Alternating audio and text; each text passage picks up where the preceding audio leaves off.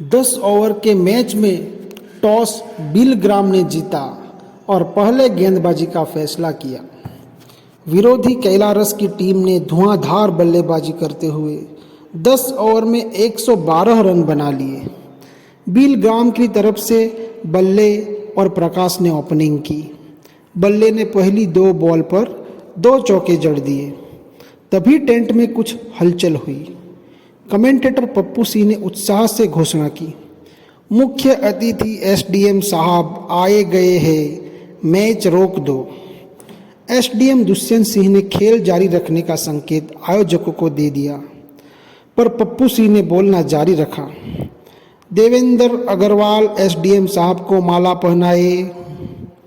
दुष्यंत सिंह के मना करने पर भी टूर्नामेंट के आयोजक देवेंद्र अग्रवाल ने इसी उद्देश्य के लिए पास रखी माला उनके गले में डाल दी। दुष्यंत सिंह ने कहा, अरे भाई, मैच जारी रखिए, स्वागत आवश्यक नहीं है, मैच डिस्टर्ब होता है। मुख्य अतिथि दुष्यंत सिंह कस्बे के इस मैच को गंभीरता से ले रहे थे। मनोज आज उन्हें नज़दीक से देख रहा था। परीक्षा के दिन उनकी नकल रोकने की कार्यवाही से भले ही उसे नुकसान हुआ हो, पर उनके दबंग व्यक्तित्व से वह बहुत प्रभावित हुआ था। उसने खड़े होकर उन्हें नमस्ते किया। उन्होंने भी मुस्कुराकर उसके अभिवादन का उत्तर दिया। मैच फिर शुरू हो गया। उत्साहित पप्पू सिंह ने खेल को देशभक्ति से जोड़ते हुए मोहम्मद रफ़ी की 2 लाइन गा दी। कर चले हम फिदा जानो तन साथियों, अब तुम्हारे हवाले वतन साथियों। दुष्यंत सिंह को खेल के बीच गाना सुनने से व्यवधान महसूस हुआ। उन्होंने पप्पू सिंह से कहा, कमेंट्री करो, गाना क्यों गा रहे हो? पप्पू सिंह ने आदेश का पालन करते हुए कमेंट्री जारी रखी। बिल ग्राम के 2 विकेट गिर गए थे। आउट होने वाले खिलाड़ी के खेत में भैंस घुस गई थी, इसलिए वे जल्दी में थे। इस तरह की कमेंट्री सुनकर दुष्यंत सिंह के चेहरे पर नाराजगी के भाव आ गए। 7 ओवर में बिल ग्राम के 55 रन में 5 विकेट हो गए थे। एक तरफ से बल्ले 40 रन पर अभी भी खेल रहा था, पर दूसरी तरफ से विकेट लगातार गिर रहे थे। मनोज को लग रहा था कि इस समय दूसरे छोर पर वह होता तो विकेट बच सकता था और उसके गांव की टीम आज जीत सकती थी, लेकिन 10 रुपये के अभाव में उसके गांव की टीम हार रही थी। वह इसी मानसिक जद्दोजहद में था। तभी अचानक पप्पू सिंह ने अपना माइक कुछ देर के लिए उसे थमा दिया और बहुत देर से रुकी हुई पेशाब करने चला गया। मनोज ने माइक पर अपने मन में चल रही उथल पुथल को शब्दों देने शुरू किए। इस समय बिल ग्राम की टीम बहुत नाजुक स्थिति में है। कप्तान बल्ले की कमजोर रणनीति उनके लिए परेशानी का कारण बन गई है। उनकी अच्छी बैटिंग के बावजूद दूसरे छोर पर विकेट गिर रहे हैं। इस समय एक ऐसे बल्लेबाज की ज़रूरत है जो दूसरे सिर पे विकेट रोककर खेल सके, पर बिल ग्राम की टीम में रुककर खेलने वाला कोई बल्लेबाज नहीं दिख रहा है। कमेंट्री का अंदाज बदल चुका था। मजाक और हंसी की जगह अब कमेंट्री गंभीर और विश्लेषण पर हो रही थी।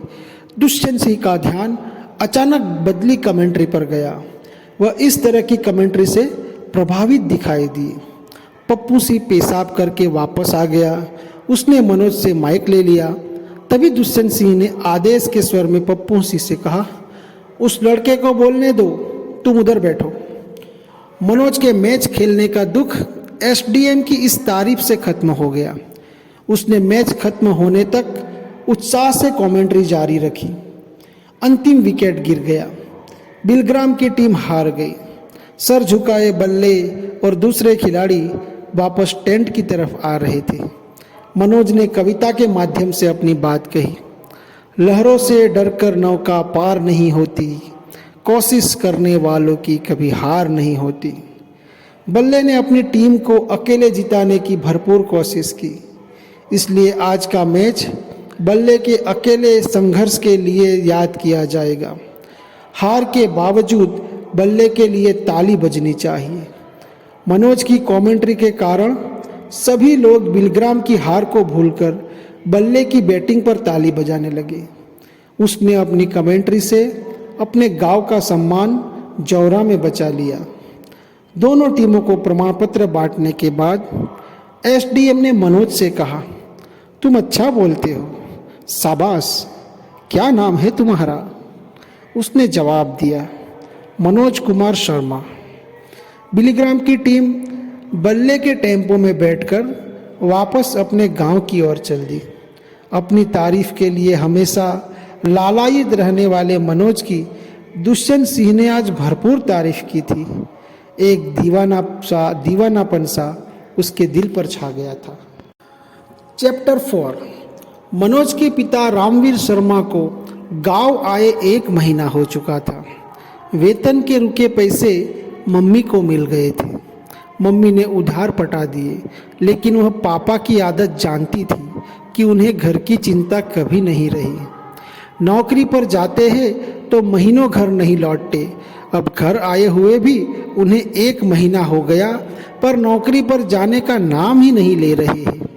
राज्य सरकार के कृषि विभाग में कृषि विस्तार अधिकारी के पद पर क्या इतनी छुट्टी मिलती है कि 1-1 महीने नौकरी पर न जाया जाए? मम्मी ने एक दिन पिता से ऊंची आवाज में पूछ ही लिया, अब नौकरी पे कब जाओगे? पिता को नौकरी करने के अपने अंदाज पर किसी का हस्तक्षेप पसंद नहीं था। उन्होंने उसी ऊंचाई के स्वर में जवाब दिया, तू काम कर अपना, तू क्या जाने नौकरी कैसे करते हैं? तेरे खानदान में कौन ने करी है नौकरी? गवार, अनपढ़। मम्मी अपने खानदान पर पिता के कटाक्ष से तिलमिला गई। मेरे खानदान में तो ना करी, पर तुम कैसी नौकरी कर रहे हो मैं जानती हूँ। साल साल भर गायब रहते, यहाँ कौन के भरोसे छोड़ जाते हमें? लेकिन पिता इस तरह की खरी खोटी से दिखने वाले इंसान नहीं थे। वे मम्मी की तरफ ध्यान दिए बिना सरकारी कागज़ों को पढ़ते रहे। तभी उनका भाई श्याम सुंदर आ गया। श्याम सुंदर ने पलंग पर बैठते हुए अपने बड़े भाई रामवीर को संबोधित करते हुए कहा, भाई साहब, मनोज फेल है गयो। उसे उम्मीद थी कि भाई साहब मनोज के फेल होने की खबर सुनकर दुखी हो जाएंगे, लेकिन वह अपने भाई की इस सूचना से अप्रभावित रहे।